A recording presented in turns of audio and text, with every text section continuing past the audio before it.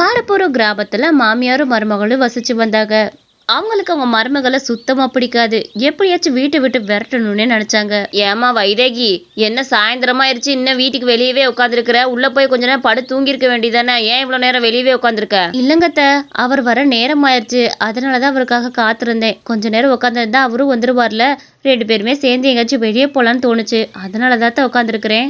அப்படியா, சரி சரி. ஆமா, உன் புருஷனுக்கு காலைல என்ன சோறு கிண்டி கொடுத்த? அப்பன்னு பார்த்தா அவளோட கணவனும் அந்த இடத்துக்கு வந்தாரு.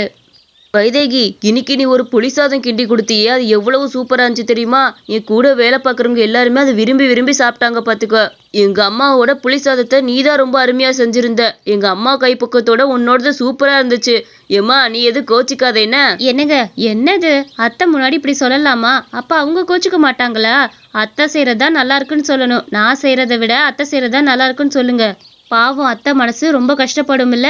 சின்ன வயசுல இருந்து உங்களுக்காக எவ்வளவு பார்த்து பார்த்து சமைச்சிருப்பாங்க. ஒரு வினாடியில நீங்க இப்படி சொல்லிட்டீங்களே. 2 பேர் சமைக்கிறது நல்லா தான் இருக்கும். ஆனா இன்னைக்கு நீ செஞ்சு கொடுத்த புளி சாதம் எங்க அம்மா செய்யறதை விட நல்லா இருக்கும்னு சொன்னேன். மத்ததுல எங்க அம்மாவை அடிச்சுக்க முடியுமா? ஆமாண்டா, சொல்றதெல்லாம் சொல்லிப்புட்டு நல்லா அதையும் இதையும் போட்டு சாக்கு கட்டு. சரி சரி, 2 பேரும் உள்ள போங்க. எதுக்கு ஊரே பாரு நாடே பாருன்னு 2 பேரும் வெளியே நின்று கக்க புக்கா போட்டுக்கிட்டு இருக்கீங்க, போங்க உள்ள. அப்புறம் ஒரு விஷயம் சொல்ல மறந்துட்டேன். என்னோட கம்பெனில பெரிய ஆபீசர் இருப்பார்ல, அவர் நாளைக்கு நம்ம வீட்டுக்கு சாப்பிட வரேன்னு சொல்லியிருக்காரு. நல்லதா செஞ்சு வை. அவருக்கு மீனுன்னா ரொம்ப பிடிக்குமாமா, அதனால மீன் சமைச்சு வச்சிருக்கேன்னு. அவர் அசந்து போகணும், அந்த அளவுக்கு சமைக்கணும். அத்தை, நான் இப்போ சாயந்தரத்துக்குள்ளே போய் பொருள்லாம் வாங்கிட்டு வந்து வச்சிடுறேன். நைட் ஆயிடுச்சுன்னா அங்கிட்டு கடை வீதி பக்கத்துலாம் போக முடியாதுல்ல. காலையில அவருக்கு யாரோ வராங்களாம்ல, அவங்களுக்கு ஏற்ற மாதிரி சமைச்சு வைக்கணும்ல. நான் போயிட்டு வந்துடுறேன் அத்தை. சரிம்மா, பார்த்து பொருள்லாம் வாங்கிட்டு வா. ரொம்ப செலவு பண்ணிக்கிட்டு இருக்காதே என்ன? நம்ம வீடே ரொம்ப கஷ்டத்துல தான் இருக்குது, அதனால பார்த்து பொருள்லாம் அழக்க வாங்கிட்டு வா.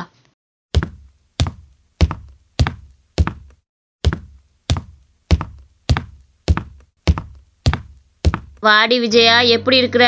உன் நிலைமையாச்சும் நல்லா இருக்கே, நான் தான் இப்படி இருக்கேன் பாத்தியா? ஏல காக்கா, உனக்கு என்ன நல்லா தானே இருக்குது? உன் மகன் உனே வீட்டுல உட்காரச்சு கஞ்சி ஊத்துறான்ல, இது வரைக்கும் சந்தோஷப்பட்டுட்டு போவியா? நீ எப்படி உம்முன்னு இருக்க? ஆமாண்டி, மருமகன் ஒருத்தி வந்துட்டாலே வீடு விளங்குன மாதிரிதான் பாத்துக்க. வந்ததுலேருந்து அவன் எல்லா விஷயத்துலயும் அவளுக்கே தான் சப்போர்ட் பண்றான். எனக்கு ஒரு நாள் கூட அவன் சப்போர்ட் பண்ணி பேசவே மாட்டேங்கிறான் தெரியுமா? புளி சாதத்தை நான் கிண்ணதை மிஞ்ச யாருமே இல்லைன்னு சின்ன வயசுல சொல்லிக்கிட்டு இருந்தவன் இப்போ அவன் பொண்டாட்டி செய்யறதா நல்லா இருக்குன்னு சொல்றான்டி. இவளை எனக்கு பிடிக்கவும் மாட்டேங்குது பாத்துக்க. சம்பளம் வந்தா கூட தான் கொண்டு வந்து பொண்டாட்டியை தான் ஒப்படைக்கிறியான். என்கிட்ட ஒப்படைக்கிறது கிடையவே கிடையாது பாத்துக்க. அவளை எப்படியாவது வீட்டை விட்டு துரத்திட்டோம்னா பழையபடி என் பிள்ளை ஏன்ட்டே கொண்டு வந்து கொடுப்பான் எல்லாத்தையுமே. அதுக்கு தான் சொந்த வந்ததுக்குள்ளே கல்யாணம் பண்ணி வச்சுக்கிட்டோம்னா இந்த பிரச்சனையெல்லாம் வருமா? நம்ம பரமேசு மகளை கூட கட்டியிருக்கலாம்ல, சந்தோஷமா இருந்திருப்போம்ல. உன்னையே நல்லா பார்த்துருப்பா. இவன் எங்க உன்னைய பார்த்துக்கிட்டு கிடக்குறா? பூராமே அவ தலையில ஏத்திக்கிட்டு எல்லாத்தையும் அவன் பொறுப்புல வச்சுக்கிட்டால, அதனாலதான் உன்னைய அனாமத்தா விட்டுட்டா பாத்துக்க. என்ன பண்ணி தொலைக்கிறது? இது எப்படி வீட்டை விட்டு வெளியே அனுப்புறதுன்னு எனக்கு ஒன்றும் புரிய மாட்டேங்குதுடி. நாளைக்கு வேற யாரோ ஆஃபீஸர் வராங்களாமா, அதுக்கு வேற சமைச்சு போறதுக்கு போய் வாங்க போயிருக்கா. ஏக்கா, அப்ப நான் சொல்ற மாதிரி செய்யி. அப்பனாத்தான் நம்மளோட குருசாமிக்கு கொஞ்சம் கொஞ்சம் கோவம் வரும். அப்பதான் அவன் மேல வெறுப்பு வந்து அவளை கொஞ்சம் கொஞ்சமா வெளியே அனுப்புறதுக்கு முயற்சி பண்ணுவான் பாத்துக்க. நான் ஒன்று சொல்றேன், 2 விஷயம் சொல்றேன், ஏதாவது 2ல ஒன்னாச்சு பழிச்சே தெரியும்னு. அந்த பாட்டி அது இதுன்னு அந்த பாட்டிக்கு சொல்லி கொடுத்துட்டு போனாங்க. அடடா, நல்ல ஐடியாவா இருக்குது. இதுதான் இவளை வெளியே அனுப்புறதுக்கு சரியான சந்தர்ப்பம். இவ சொன்ன மாதிரியே பண்ணிட வேண்டிதான்.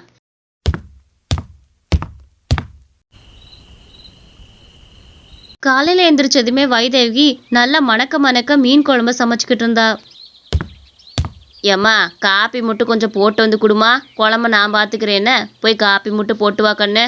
சரிங்கத்த, குழம்புல உப்பு மிளகாத்தூள் எல்லாமே போட்டுட்டேன், நீங்க எதுவும் போட்டுறாதீங்க என்ன. இதுக்கு மேல போட்டா கெட்டு போயிடும் குழம்பு. கொஞ்சம் பார்த்துட்டு மட்டும் நில்லுங்க, நான் வந்துடுறேன். இதுதான் சரியான நேரம். இந்த நேரம் பார்த்து உப்பு மிளகாத்தூளை எடுத்து கொட்டி விடுவோம். அந்த ஆஃபீஸர் திட்டுல என் புள்ள இவளை திட்டணும், அந்த அளவுக்கு மாத்தி விடுறேன். இவளை வீட்டை விட்டு வெளியே அனுப்பணும், எப்படியாச்சும் பூராத்தி கொட்டி விடுறேன். அந்த பாட்டி அங்க இருந்த உப்பு மிளகாத்தூள் எல்லாத்தையுமே குழம்புல போட்டுக்கிட்டு இருந்தாங்க.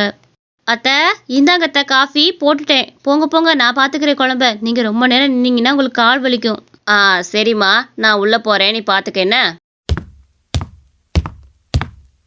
அடடா, வாங்க சார், உங்களை பத்தி அவர் நிறைய சொல்லியிருக்காரு, உட்காருங்க சார். ரொம்ப சந்தோஷமா. வீட்டெல்லாம் ரொம்ப அருமையா பளபளன்னு வச்சிருக்கிறீங்க. சார் ஃபர்ஸ்ட் காஃபி குடிக்கிறீங்களா? அதுக்கப்புறம் மற்றது எல்லாத்தையும் பேசலாம். இல்லம்மா, லஞ்ச் டைம் வந்துருச்சுல்ல, அதனால எனக்கு சாப்பாடே பரிமாறிடுங்க. நான் சாப்பாடே சாப்பிட்றேன் என்ன? அது கூட நல்லதா சார். லஞ்ச் டைம்ல போய் டீ சாப்பிட்டா பசியே அடங்கி போயிடும். நீங்க வாங்க, வயிறார இன்னைக்கு உங்களுக்கு சாப்பாடு போட போறேன் பாருங்க. எது வேணும்னாலும் கூச்சப்படாம கேட்டு வாங்கி சாப்பிடுங்க. எங்க வீட்ல இந்த மீன் குழம்பு ரொம்ப ஸ்பெஷலா இருக்கும். ரொம்பவே சுவையா சமைப்போம் சார், சாப்பிடுங்க. அடடா, உங்க அன்புக்கு ரொம்ப நன்றிம்மா. நீங்க ரொம்ப அன்பானவங்களா இருக்கிறீங்க. அவர் சாப்பிட்டு பார்த்ததுமே ஒரே உப்பா இருந்துச்சு. தூ தூ தப்பா நினைச்சுக்காதீங்க.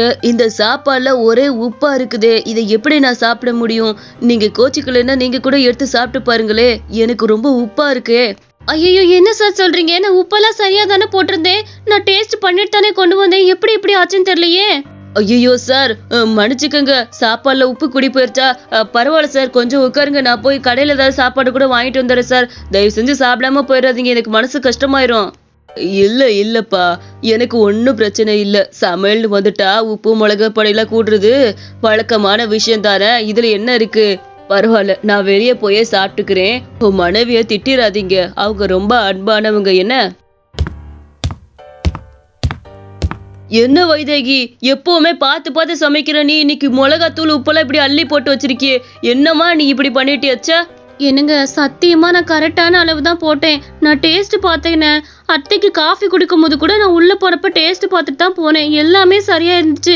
திடீர்னு இப்படி ஆனா என்னங்க பொறுப்பாக்க முடியும் சொல்லுங்க? சரி பரவாயில்ல விடு. என்னைக்கோ ஒரு நாள் இப்படி ஆறுதுல எந்த தப்பு கிடையாது. நீ என்ன பண்ணுவ? தெரியாம பண்ணதுக்கு நீ என்ன பண்ணுவ? விடுமா, நான் உன்னது திட்டல. நீ போய் வீட்டுக்குள்ள உட்காருப்போ. ஆகா, இது ரெண்டுக்கும் முட்டிக்கும்னு பார்த்தா இதுக ரெண்டும் ஒட்டிக்கிச்சே. எப்படியாச்சும் இவ்வளோ துரத்திடுவான்னு பார்த்தா இவன் என்னமோ பாசமா சரி பரவாயில்லன்ட்டு போறானே. சரி, இன்னொரு வேலை இருக்குது, அதையும் முடிப்போம். அதுல கண்டிப்பா பிரச்சனை வந்து வெளியே துரத்தி விட்டுருவான். என்னம்மா, எங்க ரூமுக்கு வந்திருக்கிற? என்னது? ஆமா, என்ன கையில ஃபுல்லா இவ்வளோ நகையை எடுத்துட்டு வந்திருக்கிற? வைதேகி, உன்னோட கபோர்டுக்குள்ள இந்த நகையெல்லாம் வச்சுக்க. என்னோட கபோர்டு சாவி எங்க போச்சுன்னு தெரியல. பூட்டாம நகையை உள்ள வைக்க கூடாது இல்லையா? அதனால நீயே வச்சிருமா. சரிங்க அத்தை, அது கூட நல்ல விஷயம்தான். திருட்டு போயிடும், அதனால நானே வச்சிருக்கிறேன்.